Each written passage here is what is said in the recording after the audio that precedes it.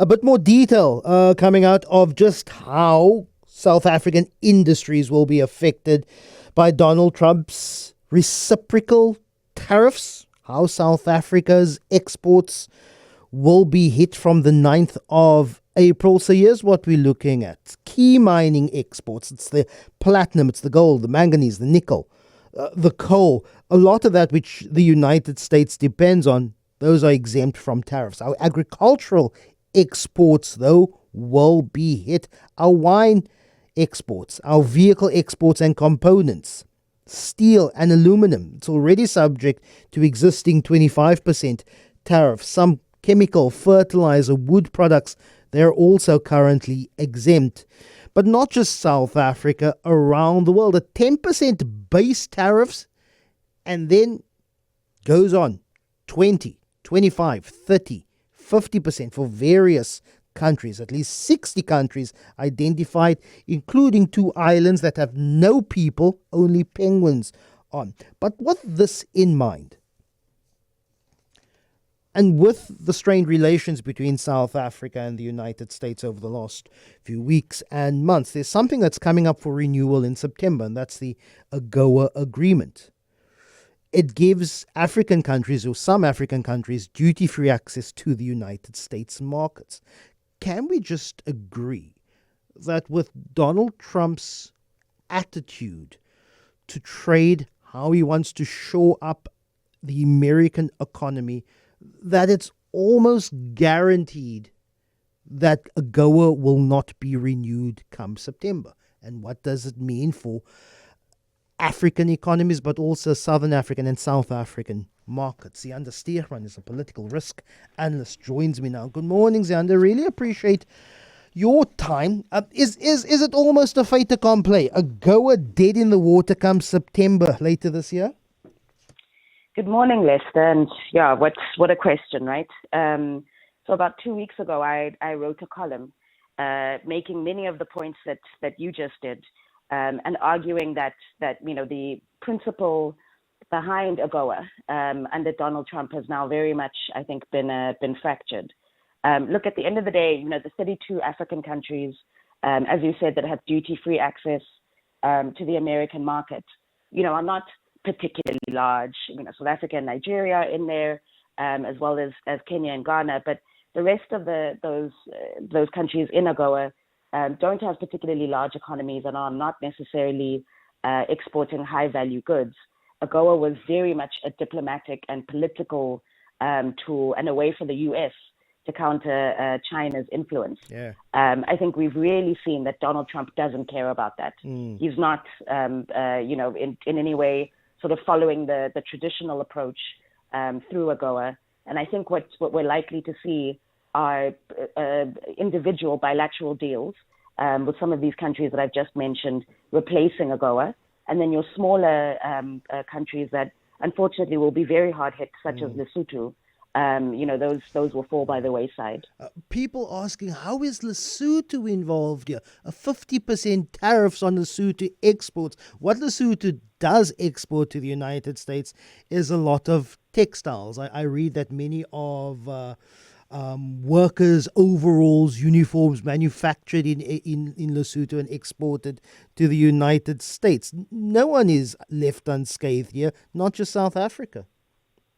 That's 100% right. I read this morning that Lesotho's government will be sending a delegation to DC to try and, I would assume, sort of argue their case, either to be exempted or for the tariff to be brought down. And it should be mentioned that Lesotho's tariff, or the US's tariff on Lesotho at 50% is the highest in the world, and by far the highest on the African continent. They're not in a particularly great position, Lesotho. Again, given the very, very small size of their economy, and up to about 40,000 jobs in the textile industry may be at risk for Lesotho. Yeah. So I do think, down the line we may find that South Africa, again, given its size, may try to sort of take on the cause for Lesotho in terms of their own exports. But I do also think, we'll have to see a coordinated response from SADC, the 16 countries in the Southern African Development Community, because it's not just about South Africa's export economy. It is also about the region's export economy. Yeah. And many of those exports come from our ports in Cape Town and Durban and Richards Bay, etc. 1.3 million jobs could be affected on the African continent. 500,000 direct and indirect jobs could be affected here in South Africa. But look, I can look at this and say this is absolutely bonkers. This almost arbitrary tariff amounts that's been put up. But I've been trying to look into the mind of Donald Trump and asking why. What is this all about? What's the end game here?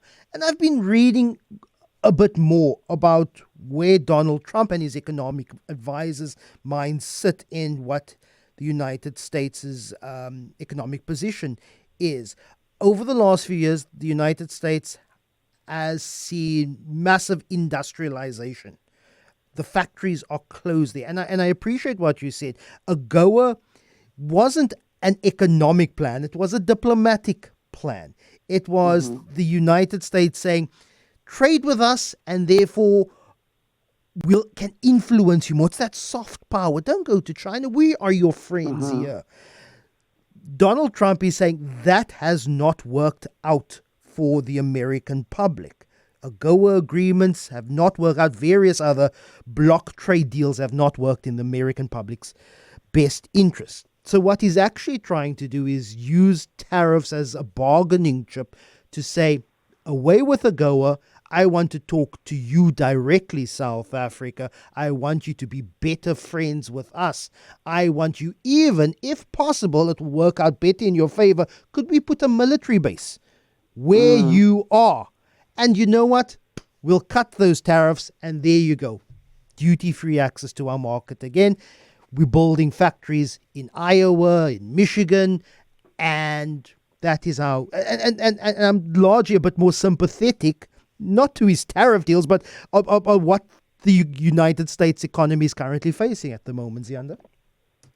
That's 100% right. I think, your characterization is a really, really good one. And again, looks at all of these developments at a much higher level than sort of individually trying to pass out what Trump may be doing to this country or that country. I often find that in public discourse, we all sort of get wrapped up in, well, this is what Trump is doing to South Africa. We actually really have to look at this at a macro level and understand all of the things that you just explained, that this is not about an individual country per se. There may be, reasons why he's targeting South Africa, and I think we know a lot of those. But this is part of a much, much broader plan at the end of the day, and it is about reshaping and reindustrializing the U.S. economy. I do want to also say one more thing, that one of the reasons why AGOA really is on the chopping block at this point is also because eligibility for AGOA was also based on other sort of soft power values. So those were, democratic consolidation, those were human rights, those were labor rights. And again, the Trump administration is showing us that they simply don't care about that. They're not interested in trying to, push African governments in one way or another around democratic values, women's rights, human rights. They are far more interested in the very transactional, very business-like approach of, this is what we want from you. How much will you charge us for it? And if we sit down and make a deal, what can we cut, or which terms can we put on the table? So what are the alternatives for the South African market? Of course, this could all backfire for Donald Trump. We could then simply be held tightly in the warm arms of China and the Middle East. We've already increased agricultural exports to China. The Middle East, particularly Saudi Arabia, the UAE, have been buying into our meat industry in South Africa. We could, of course, look for other markets. What then is the scenario planning when AGOA does go? We may not reach a bilateral trade agreement with the United States immediately. So where does South Africa look for our manufacturers and our processors to export to come September? Yeah, it's a really, really good question. I think that's one that's definitely, currently vexing DTIC, for example, as well as that's the Trade Ministry as well as the Agricultural Ministry. I think that there will have to be a level of government coordination that helps to facilitate private businesses who are looking for alternative markets.